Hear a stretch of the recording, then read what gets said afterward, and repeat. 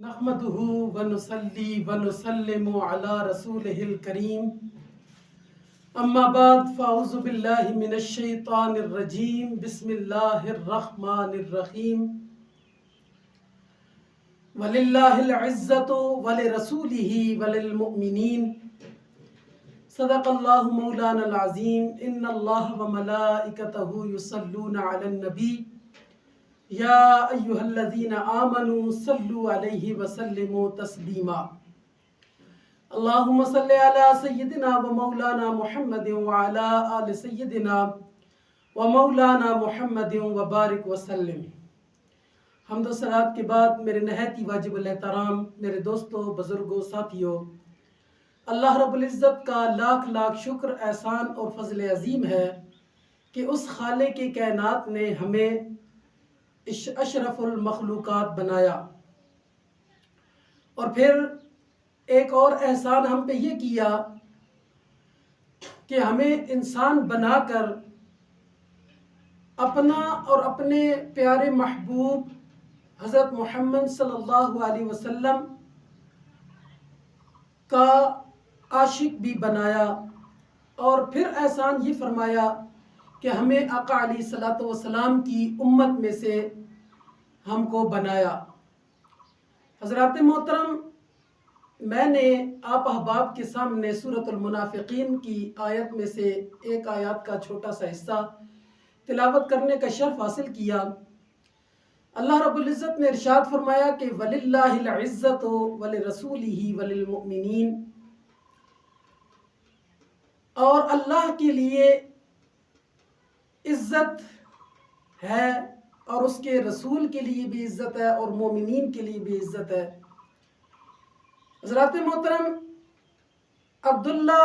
بن سلول ایک منافقین میں سے ایک شخص تھا۔ جب حضور علیہ السلام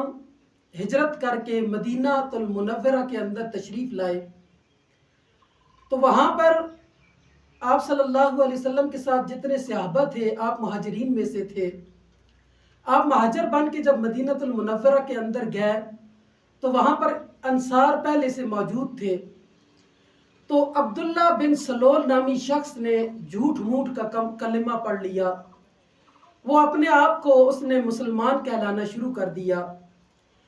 اور ایک دن ایسا آیا کہ مسلمان انصار میں سے اور مہاجرین میں سے، یعنی صحابہ کرام رضوان اللہ تعالی علیہ مجمعین سے کچھ صحابہ پانی بھرنے کے لیے ایک جگہ پر گئے، تو وہاں سے انصار بھی پانی بھرا کرتے تھے۔ ادھر عبداللہ بن سلول موجود تھا، اس نے منافقین والی حرکت کی کہ آج میں انصار اور مہاجرین کو آپس میں لڑا دیتا ہوں۔ تو وہ انصار سے کہنے لگا کہ دیکھو، ہم نے مہاجرین کو جگہ دی تو جو ہمارا کھانا ہم سے بچ جاتا تھا، بچا کچا کھانا ہم نے ان کو دیا، لیکن دیکھ لو ان کی طرف، اب تو یہ بہت بڑے شیر بن گئے ہیں۔ یعنی وہ عبداللہ بن سلول ایسی باتیں کرنے لگا کہ دونوں گروہ آپس میں لڑائی اور جھگڑا شروع کر دے۔ جب انصار نے یہ بات سنی تو اتنے میں مہاجرین اور انصار دونوں جمع ہو گئے، اور آپس میں ان کا کچھ اختلاف کی وجہ سے لڑائی شروع ہو گئی۔ جب یہ بات آقا علیہ السلام تک پہنچی تو آقا علیہ السلام وہاں پر تشریف لے کے آئے، اور آپ نے ان معاملات کو حل کیا۔ جب انصار وہاں سے جانے لگے، عبداللہ بن سلول ان کے ساتھ تھا، تو حضور علیہ السلام کے ایک صحابی حضرت زید رضی اللہ تعالی عنہ، آپ نے عبداللہ بن سلول کو یہ بات کہتے ہوئے سنا۔ وہ کہہ رہا تھا کہ دیکھیں، ان لوگوں کی، ان مہاجرین کی کوئی عزت نہیں ہے، ان کا جو سپہ سالار ہے ان کی بھی کوئی عزت نہیں ہے۔ جب یہ بات عبداللہ بن سلول نے کہی، حضرت زید بن حارثہ وہاں پر آپ نے یہ بات سنی، آپ گئے، اور جب یہ بات حضرت عمر فاروق رضی اللہ تعالی عنہ کو پتہ چلی تو حضرت عمر فاروق رضی اللہ تعالی عنہ نے اپنی تلوار اٹھائی اور کہا کہ میں عبداللہ بن سلول کا سر تن سے جدا کر دوں گا۔ جب یہ بات نبی کریم صلی اللہ علیہ وسلم کو پتہ چلی تو آقا علیہ الصلوۃ والسلام نے حضرت عمر کا ہاتھ پکڑا اور کہا کہ اے عمر، میں جانتا ہوں کہ عبداللہ بن سلول نے جھوٹ موٹ کا کلمہ پڑھ لیا ہے، وہ منافقین ہے، وہ مسلمان نہیں ہے، وہ منافقوں والی حرکتیں اس کے اندر ابھی بھی موجود ہیں، وہ یہ چال چل رہا ہے، اے عمر ابھی صبر کرو، تم دیکھنا کہ عبداللہ بن سلول کو کوئی اور اس کے ساتھ معاملہ اللہ رب العزت کے سپرد کر دیا کہ اللہ اس کے ساتھ کوئی معاملہ کرے گا۔ جب یہ بات عبداللہ بن سلول کے بیٹے کو پتہ چلی کہ عبداللہ بن سلول نے حضور علیہ السلام کے لیے یہ لفظ استعمال کیے، تو ان کا بیٹا چونکہ مسلمان تھا، وہ تلوار اٹھا کر کھڑا ہو گیا جہاں سے مہاجرین کا قافلہ، انصار کا قافلہ آ رہا تھا۔ جب اس کا باپ اس کے قریب پہنچا تو اس نے اپنی تلوار نیام سے نکالی اور کہا کہ اے میرے باپ، تو یہ کہتا ہے کہ حضور علیہ السلام کی کوئی عزت نہیں ہے، مہاجرین صحابہ کرام رضوان اللہ تعالی علیہم کی کوئی عزت نہیں ہے،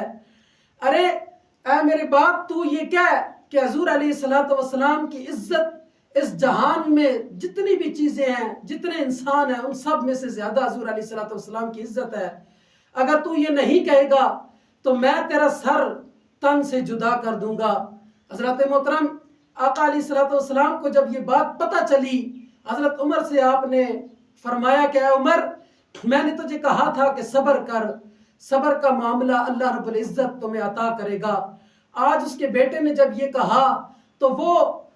جب اس نے اپنے یہ بات سنی کہ میرا بیٹا میرے سر کو تن سے جدا کر دے گا، تو اس نے کہا کہ اے میرے بیٹے، بے شک میں یہ جانتا ہوں کہ سب سے زیادہ اس دنیا کے اندر حضور علیہ السلام کی عزت ہے۔ تو اس وقت اللہ رب العزت نے یہ آیت نازل فرمائی، وَلِلَّهِ الْعِزَّةُ وَلِرَسُولِهِ وَلِلْمُؤْمِنِينَ، کہ اللہ کے نزدیک سب سے زیادہ عزت رسول اللہ صلی اللہ علیہ وسلم کی ہے اور انصار کی سب سے زیادہ عزت ہے۔ یہاں پر آقا علیہ السلام نے حضرت عمر کو صبر کرنے کی تلقین کی، لیکن آج ہمارے معاشرے کے اندر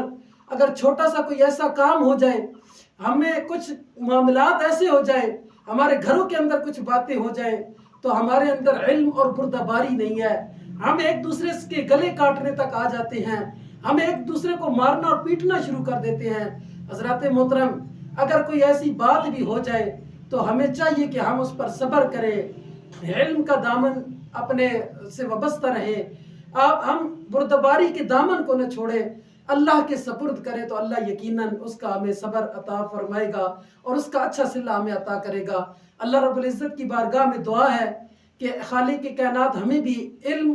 بردباری اور صبر کرنے کی توفیق عطا فرمائے۔ وآخر دعوانا ان الحمد للہ رب